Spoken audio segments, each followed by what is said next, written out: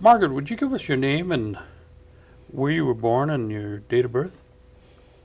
My name is Margaret Ann Swamp. I was born in De Pere, February 6, 1931. Where in De Pere? If we were to look for the location now, how would you direct me to it? On near Double E. A lot of those houses are gone now, but that's where they were. Double E and what? Double E and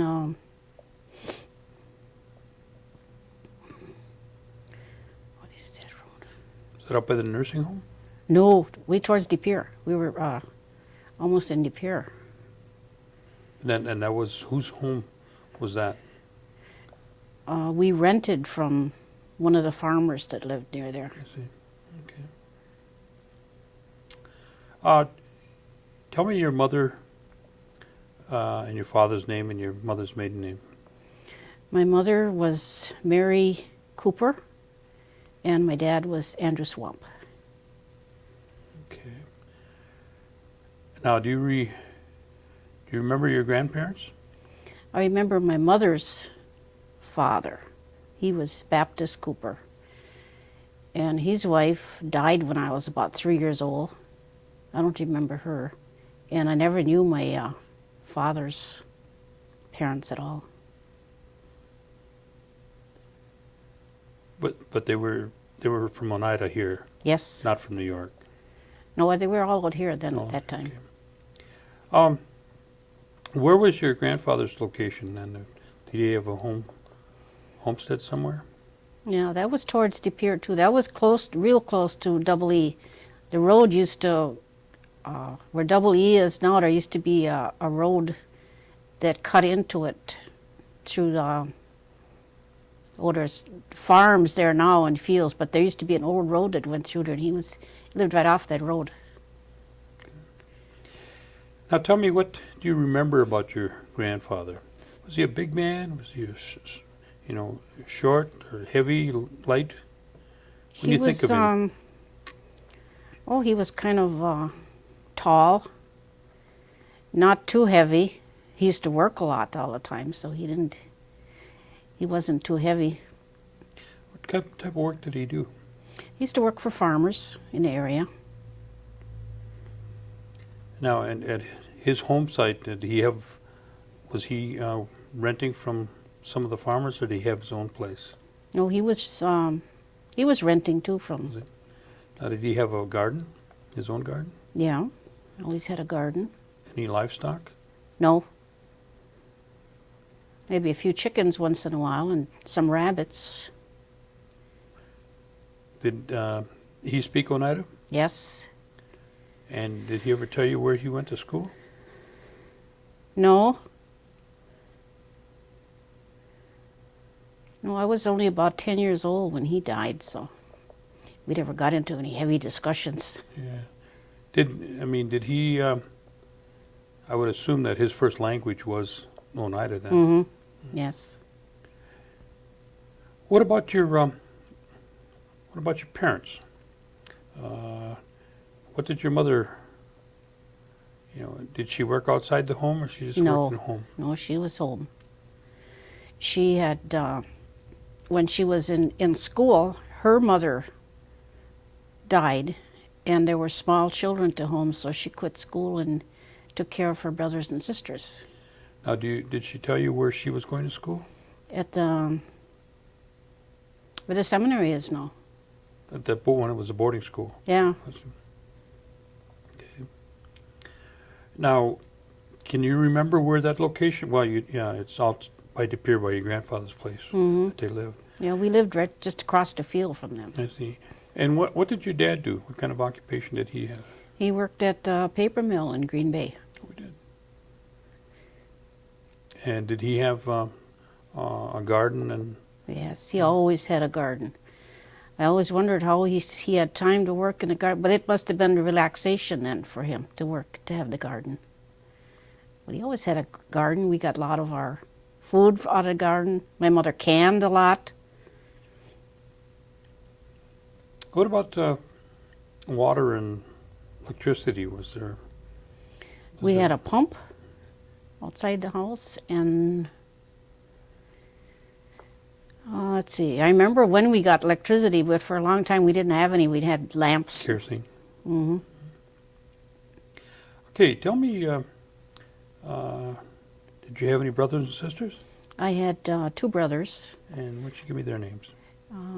Andrew Swamp Jr. and Irving Lester. I had 2 sisters also, but they died shortly after birth. So you grew up pretty much with your brothers then? Yes, Were you older or younger? older. You're the oldest then? Hmm. Okay.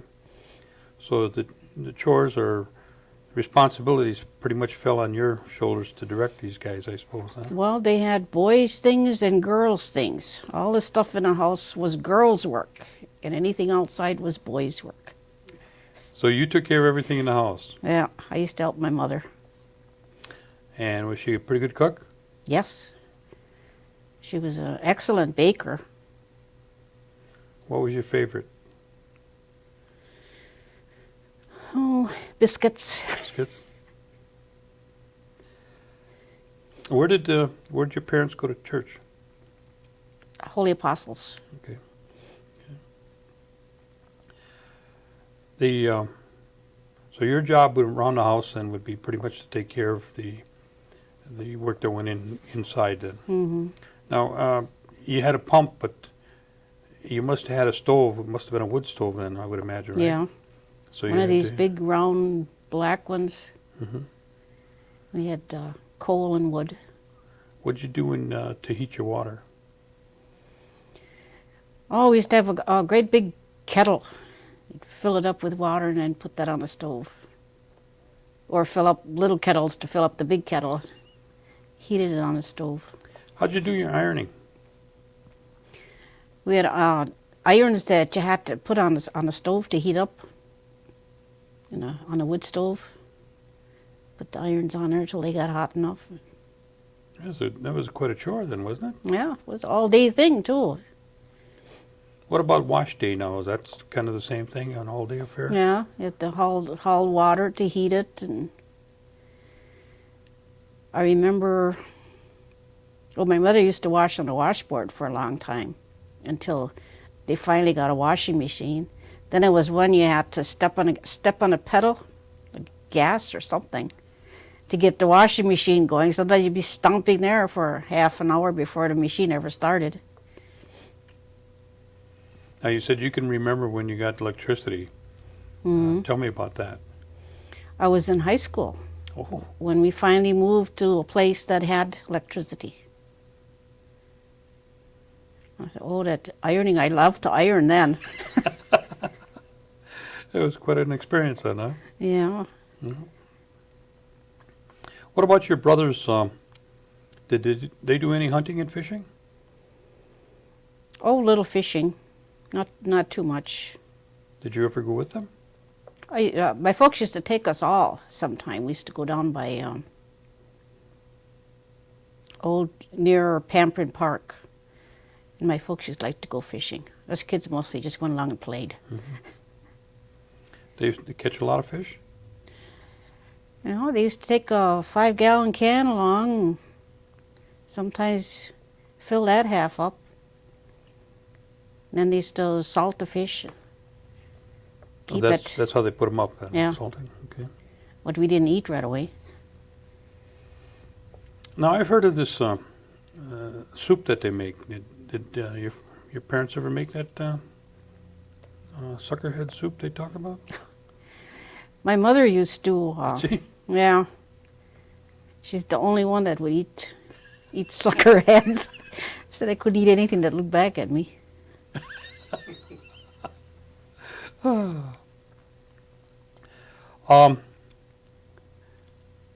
What was a typical Sunday like at home? When you think back when you were young. Oh, we used to always go to church Sunday morning. And then mostly we just stayed at home. Saturday was our big day. We used to go to movies, go to town, go to movies on Saturday. Which town? Which De Pere. De Pere? What was the name of the show house? Remember? Oh, geez, I don't remember. But we used to go into town and eat supper at this. They had chicken bouillon. Saturday night was our time to go to town and eat some chicken bouillon, and when we got through, we went to the movies. What kind of transportation did your parents have at the time?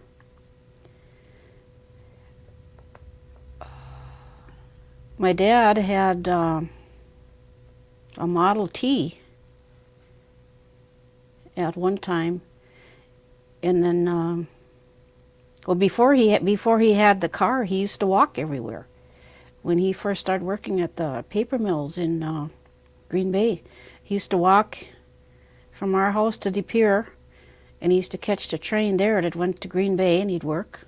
After work, catch the train back to De Pere and walk home till he finally got this old Model T. And then the roads weren't like they are now, so he used to leave his car parked over by the neighbor's barn. Because where we lived, we were quite a ways off the road, and it used to get ruts, muddy ruts in there. So he used to go across the field to the neighbors there, and that's where he kept his car. Now, did your parents or your grandfather have any kind of special stories or your favorite recipe or crafts like basket making or anything like that, or rug making that they did? No, not that I remember. My mother used to make lace. She used to do tatting. What does that mean? I mean, I understand the lace, but I don't know the tatting. What does that? That's what you call doing it. That's what you call making lace. It's tatting. That's what it is, huh? And she used to make lace fringes on pillowcases, handkerchiefs. She used to make towels, and she used to do a lot of embroidery. Did she work with the lace making at the church? No.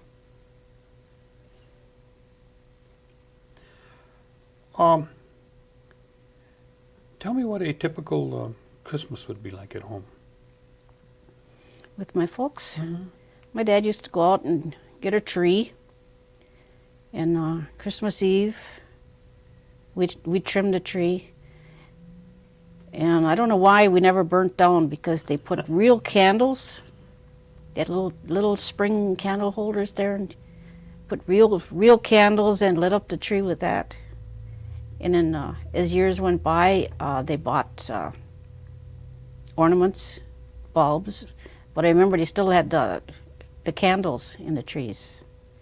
I still have some of their trimmings that they had from a long time ago. And we used to always all get something.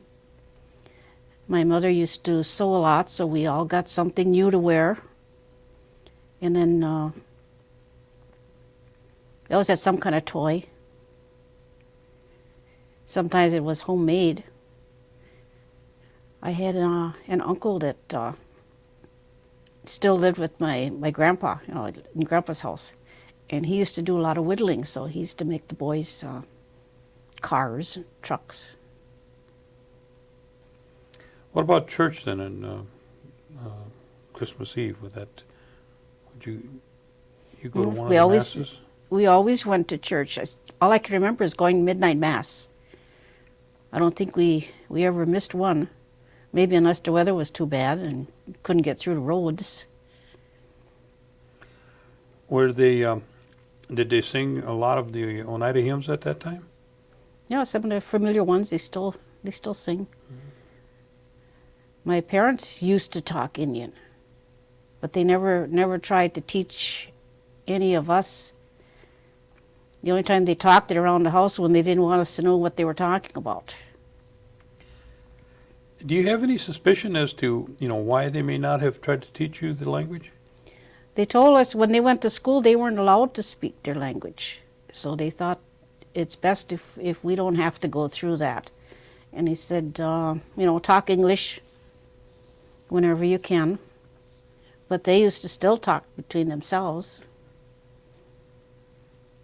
What about when somebody got sick? Did they have any home remedies that they would use, or would they get a particular person to come over and help? Well, I'm talking about outside the doctors. Was there anybody that could help with certain afflictions? My dad used to have some kinds of roots stuff he used to use. We were always getting dosed with something. Your dad had all kinds of salves and things for Yeah, home he remedies, said right? that he had learned from probably his folks. And my mother's father used to go out in the woods and pick all kinds of leaves and stuff. Did they get passed down to you? No. No. Okay.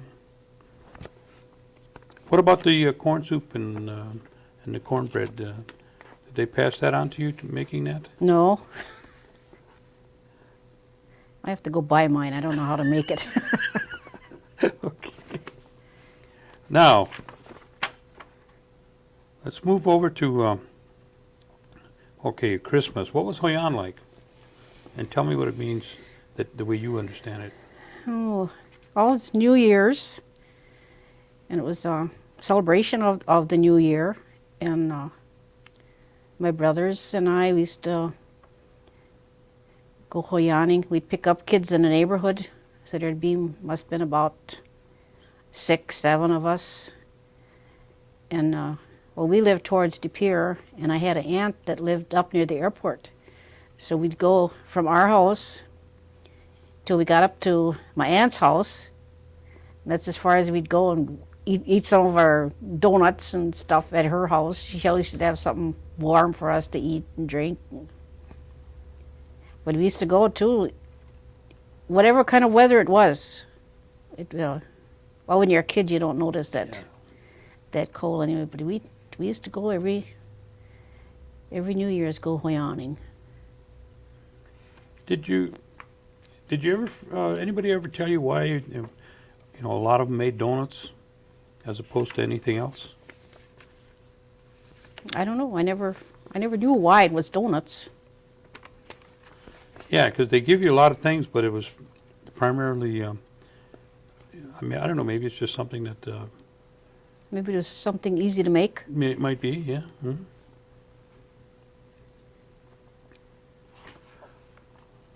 What other holidays would you have around the house that you could remember? Is there anything special about the 4th of July or Easter? Or I think at Easter time we always had Easter baskets. We always had to look for eggs on Easter. After we got back from church, it was another time we went to church early mass. Sunrise service. 4th of July there was always a picnic somewhere. We got to go to watch a picnic somewhere.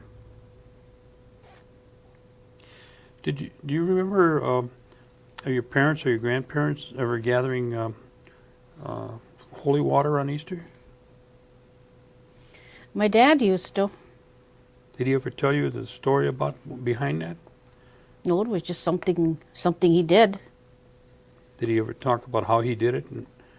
Well, they always said, him and my grandpa they used to know where there was a spring, and they said they had to have pure water, and you have to get it before the sun comes up. That's all I knew about it. That was pretty deep already for me. Okay.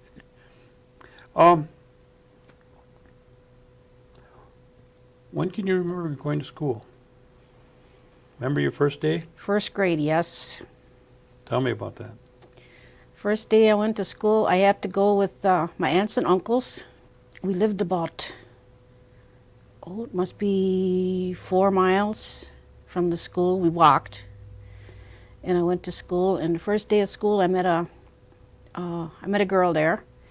And we had all carried lunch, and she lived right near the school, so she was supposed to go home for dinner. And she stayed there and ate lunch with me. After all, her mother came looking for her. How come she didn't go home for lunch? That was my first friend. What was her name? Phyllis. What kind of, remember the name of the school? Beauty Grove School. Okay, tell me about the school. What was it? It was one-room school, but the teacher taught all 8th grades there. There used to be a big furnace down in the basement. They used to have coal. They used to come in all these little chips, like chopped up coal. And when we first went to school, there used to be a pump outside, and they had outside bathrooms. But I did have a wonderful teacher. And her name? Her name now is Mrs. Stren. She was single when she first started there, and the only time she wasn't there was when she was off on maternity leave. And she knew everybody, everybody's family. You could talk to her. She was like an aunt, because she knew so much about your family and all. And to this day, I can still see her somewheres, and she'll ask how my brother is and ask about the kids. It's just like she just knew everybody and remembered everybody. Besides teaching, I think I learned more in the 8 years I was in school there than any other schooling I had afterwards. What would you say would be the ratio between Indian and non-Indian at the school? Oh, less than half were Indians. Okay. Can you remember any of your school students that were in school with you? Oh yeah. You know, one is a lawyer in De Pere. Boy, that was in the same class as I was. And let's see. The Indians, most of the Indians that were there are still around. I see them every once in a while. Who might that be? Oh, Delphine Doxtater, Rimpton Doxtater's wife. We went to school together. And Mary Webster, Irene Webster, Phyllis Webster. They were all from the same family, all in different grades. Mm-hmm. But they're all still around. And you went there how many years? 8 years. 8 years. 9 years, actually. I started first grade, and in the wintertime, they left me home because the snow was so deep they would have had to carry me to school. Nobody wanted to carry me that far. So I spent 2 years in the first grade. And the next year I was tall enough I could plow through the snow myself. So. Now, what did you work out at all during the, when you got into 7th, 8th grade, like, cherry picking or apple picking or beans and cucumbers and things like that as you got to be a teenager? My dad had all that stuff planted, so we worked in a garden to home. Okay. And then I went and stayed with an aunt of mine when I was almost through high school. She had multiple sclerosis, and they hired me to stay and watch her, so I helped her out. What was her name? Her name was Ida Cooper. She eventually died from that multiple sclerosis, but I stayed there with her almost 2 years. Now, this was while you were in high school? Yeah. And what high school did you attend? East Green Bay. And where was your aunt's, where did she live? She lived in Green Bay. Oh, so you just went from her house to school and you didn't have to ride the bus? Yeah, I was just there mostly on weekends, and when we had any vacations, then I was there. During the summer, I stayed right there. I see. Okay. Now we get into high school. Was that a big transition from grade school to high school? Yes, very scary. Well, tell us about that. Well, all my grade school, there was, not that many kids, and you got to know everybody and everybody's family. And then when we started high school, a school bus used to come and pick everybody up that lived in that area, and they bused us to East Green Bay. We went past Franklin and West High and all, and crossed the river over to East Green Bay. That's where they took everybody at that time. And first we went to Washington Junior High, and that was a big school. I never saw so many people and so many rooms. It was really kind of scary. Then after the junior high, then we went to East High, which is bigger yet. And I think most of the Indians kind of hung together as much as we could. There weren't that many of us, and we were in different grades. I remember Eva Danforth was in a higher grade than I was. Did you encounter any problems between the Indians and the whites at all? Or just, oh yes. Just you know, a little bit here and a little bit there. You know, it didn't seem to be as bad as what the kids say now. Mm-hmm. But you notice that in classes. Now, when you left East High, where did you go then? I went to Kansas. I went to Haskell. Went to Haskell. Tell us about Haskell. What is Haskell? What's there? That was an Indian boarding school. I went there after I finished high school, and I took business courses there. And that was all Indians, and that was different again from being mixed in with everybody, and, you know, every color. And then you get with all Indians, and they're all different too. And were there any other Oneidas attending at the time? yes, there were two of them. Cynthia John was there, and June Cornelius. And June and I had gone through high school together, and we both went to Haskell. June Cornelius. And when we got there, Cynthia was there. She had been attending high school there. They had a high school and their commercial courses there. Mm-hmm. But we were the only Oneidas there at that time. How'd you like it? I liked it, sort of, but it was the first time I was ever away from home for so long, and I got lonesome and we couldn't come home. We had to stay there for the whole year. I didn't much like that. I didn't go back the next year. Found myself a job so I wouldn't have to go back to school. Where'd you go to work? But first I started working in Green Bay. I worked at the canning factories, and then I moved to Milwaukee, and I got office work there. In between office work and sometimes factory work, whichever was paying more at the time. Office work didn't pay too well then, but factory work was paid good. Did you board down there, or did you have your own apartment, or I had some relation? I had an uncle that lived there, him and his wife, and they let me stay with them. What was his name? Harry Cooper. They're still down there. Harry, is that the one that sings in the Singers? No, it's Cooper. You're thinking Harry Cornelius? No, there's a Cooper down there that you know is with a group of singers. The Oneida, you know, some Oneidas that are singing. Mm-hmm. And I thought he was saying he was Harry, maybe not Harry, but his last name is Cooper though. Mm-hmm. Now you stayed down there with him? Mm-hmm. You know, they let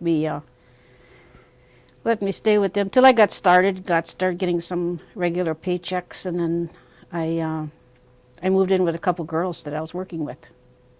We shared an apartment.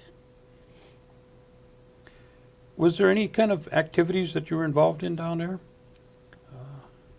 You know, like, was there any social events that were going on? Like, well, we had a bowling league at the place where I worked.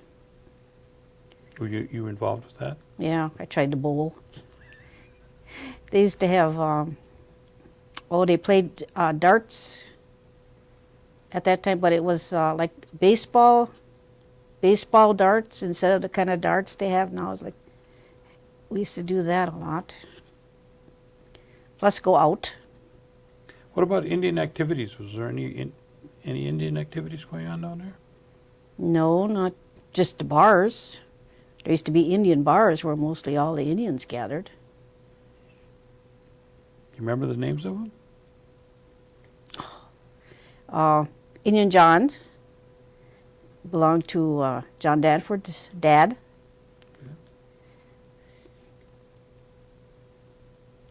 That's about the only one I remember. All right. We're working down in Milwaukee. What happened after you got settled in? Did you stay there for quite a few years, or did you move back to Oneida? I was there.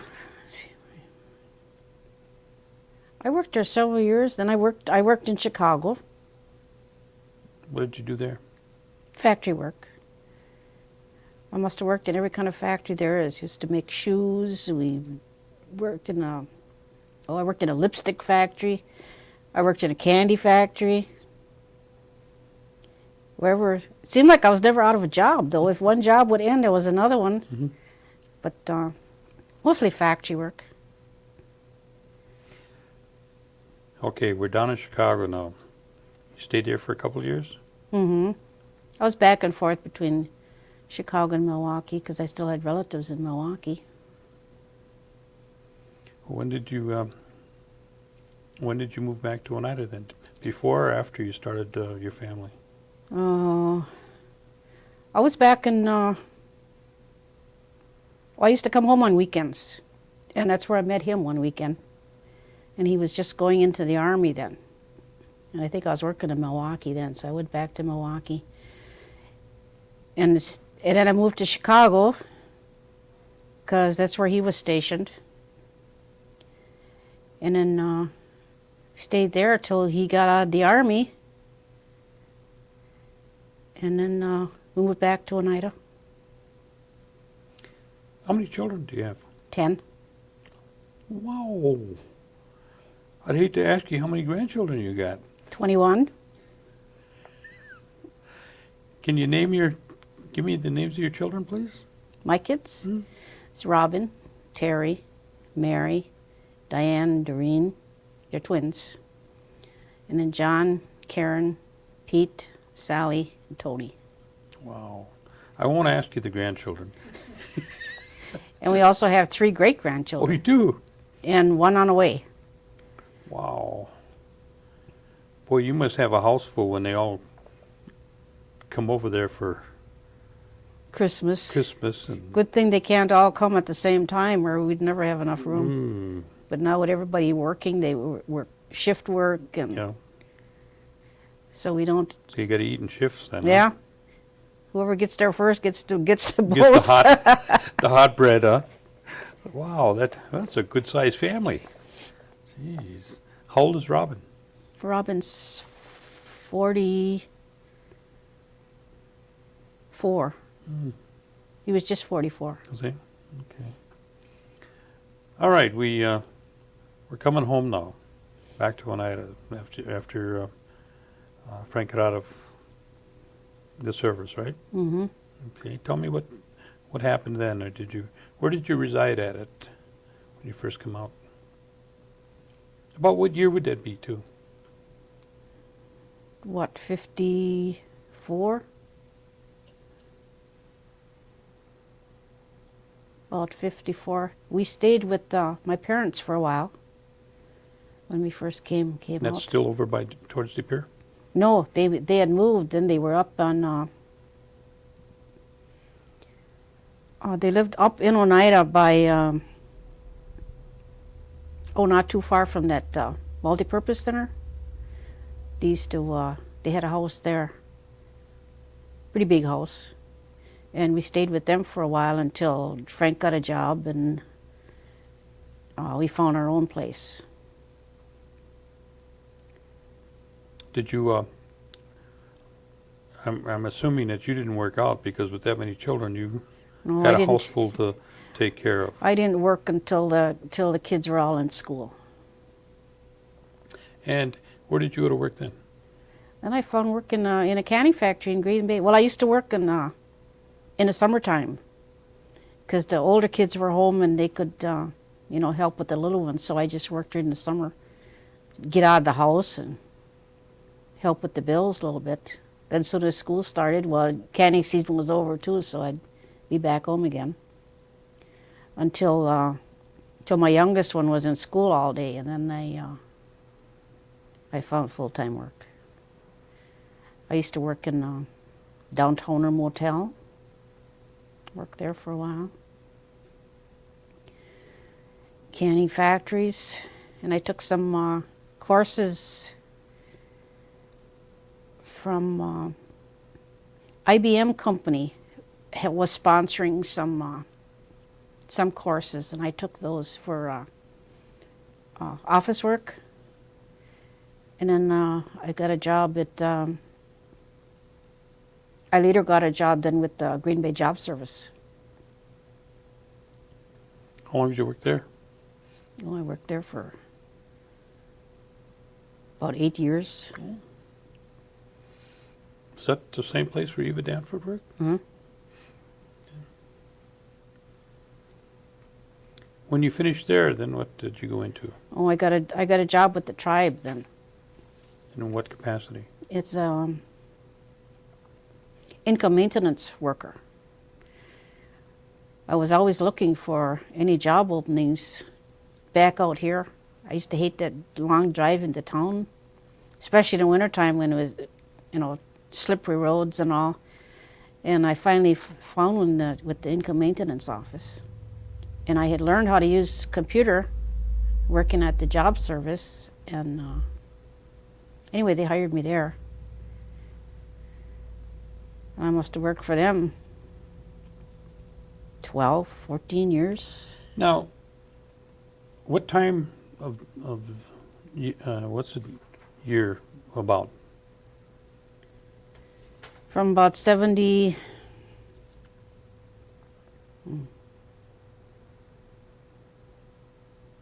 I worked in Green Bay from 72 to 75. Oh, I got 75. It must have been about 70, maybe 6 when I started working for the tribe. And then we got. They weren't paying anybody then. When I first started working for the tribe. So I was back in town again, and then doing my tribal business on weekends or at night. What you were elected to what position? Secretary. Secretary. And how many years did you serve on that? I was secretary. I was 3 years, and then I was still on the business committee, and our tribal secretary quit, and the chairman asked me if I would take over her duties until the next election. So I did that. So it must have been about 5 years I was secretary. Okay. Now, when you first came to work for the tribe, it was a pretty small operation. Mm-hmm. And can you give us an idea of what you seen when you first came to work, in terms of the amount of employees and maybe different departments and where it was located? Well, I had worked for the tribe we used to have a BIA office out there. I worked in there for what? Very first time I worked for the tribe. The Indian agent, Mr. Bolin, I don't know if you remember Mr. Bolin. I used to be his secretary. And there was just him. And I remember when they used to give out the school grants for the kids going to school. And he used to have all the applications, and then the day school started, he went to the schools and gave everybody their checks, for the first semester. He did all that by himself. I used to do his typing, but he could type faster than me with one finger than I could with all my fingers. And then after I was elected secretary, and came back and well, we didn't have computers at first. We had a lot of typewriters. And there weren't as many programs as there are now. And almost everything was all in one spot. And where was that place? That tribal buildings down in Chicago Corners. Chicago Corners, okay. Now, tell me about your responsibilities as tribal secretary. You said it wasn't a full-time job. Well, when I work, I used to take minutes at the meetings. I used to have to send out memos.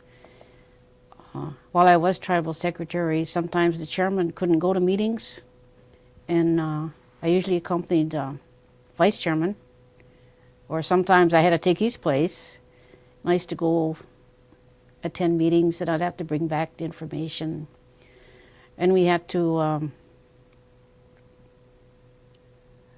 I think then we were starting to communicate more with other resources in Green Bay and surrounding areas. How often would your meeting cycle, what was that like? Did you meet every day or? No, mostly once a month when we first started. Once a month, then it got to be twice a month. And sometimes if we had a lot of business, you went from 7 o'clock at night till 2 o'clock in the morning. What would you think, or what do you feel was the biggest thing that you handled at the time? Enrollments or land transactions or school transactions, or what would you feel would be the biggest thing facing the tribe at the time? Well, while I was in there, we got that civic center, and we were the health center and the nursing home. Those were all things that we were working on at that time. And those would be big projects at the time. Mm-hmm.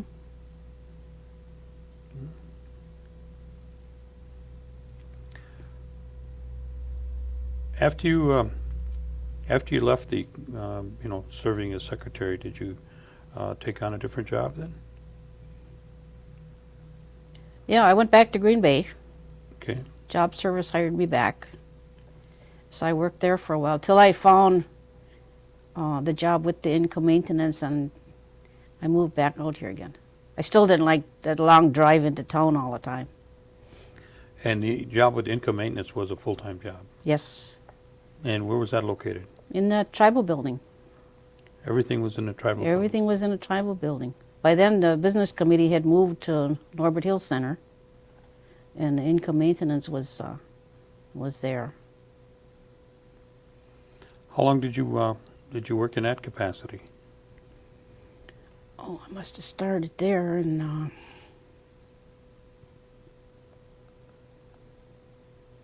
let's see.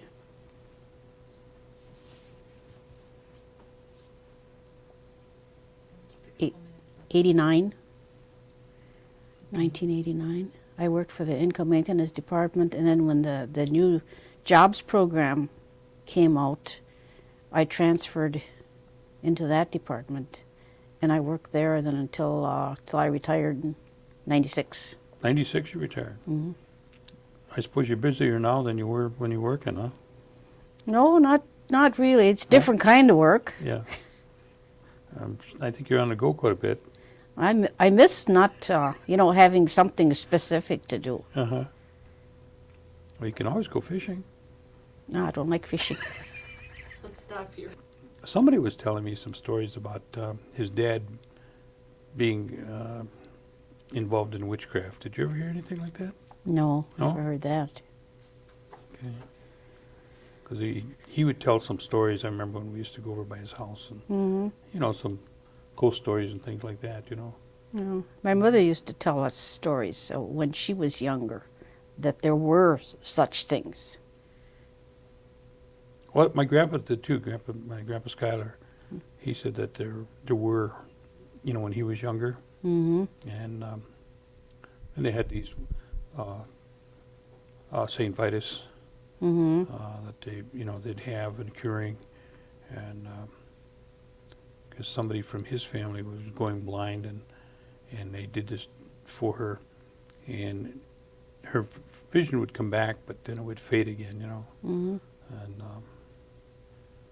then they would talk about these balls of fire that you could see, Mm-hmm. and Yeah. My mother was saying one time her and her sister were on their way home from somewhere, and it got dark on them before they got home, and first thing they noticed these balls of fire coming. He said they both got scared and ran as fast as they could, and that fire followed them all the way home, right to the house. She said she was never so scared, but she said that was, really so. They talk about people that could turn themselves into animals. well, that's what the story that I was heard, Dixon Swamp could do that. Hmm. But again, Maybe he thought he was. Oh, hang on. My battery just went. maybe after a little bit too much OG. Yeah. Okay.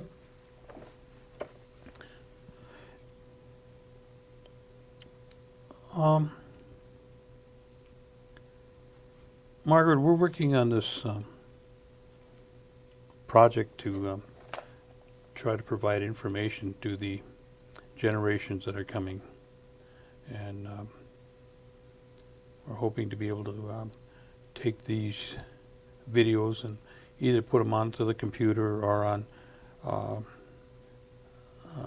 videos that we can put into the school, we can put into the library, we can put into the museum, and hopefully one day we would like to see them be put into the computers with the kids at the school. Right now they're all learning computers, so that they could just type in your name, and bring up maybe a topic or something that you may have spoke on, like Huyan, and get an idea from different elders just went on during Huyan, and how they did this or did that, and seemed like Christmas and the holidays, and corn soup and cornbread and fishing, but also what I'd like to do is I'd like to pose the question to you is what kind of recommendation would you like to pass on to these young children that are coming from your life experiences? To get an education. I think education is the most important thing. And it's something they can never take away from you. They can take your land or your money, but they can't touch what you know. We stress that to our own kids and our grandchildren, always encouraging them to do their best. If somebody skips school, we come down on them right away and say, you shouldn't be doing that because you're only hurting yourself. All right, what about the tribal government?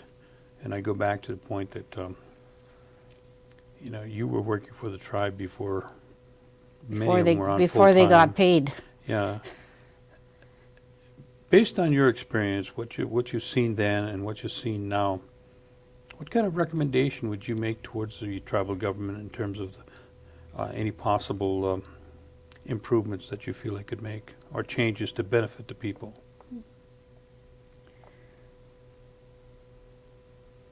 Well, I think having the money spoiled a lot of people.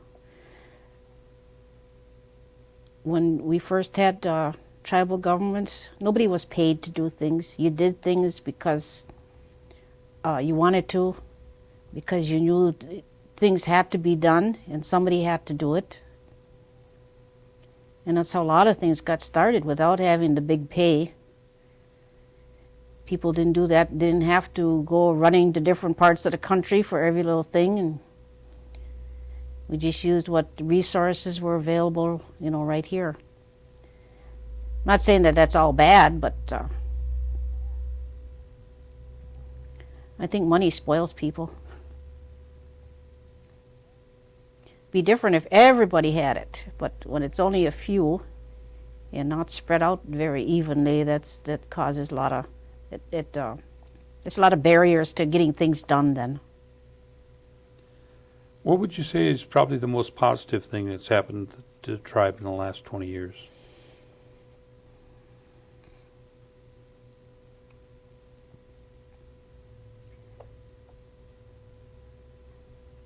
Well, I would say, I guess the way the tribe is able to negotiate with all our white neighbors, I see that as positive. They're not going to go away. You might as well learn to live with them. And now that the elderly housing that they're building, we've needed that for a long time. You know, that's coming about.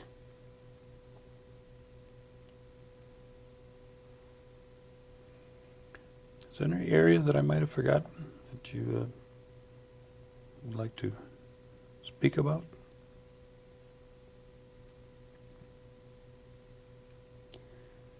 Well, we already talked about the education of our children. I think that's very important. Okay. Also, not to forget about our elders, people that have gone before us. If it weren't for them, we wouldn't be here. That's true.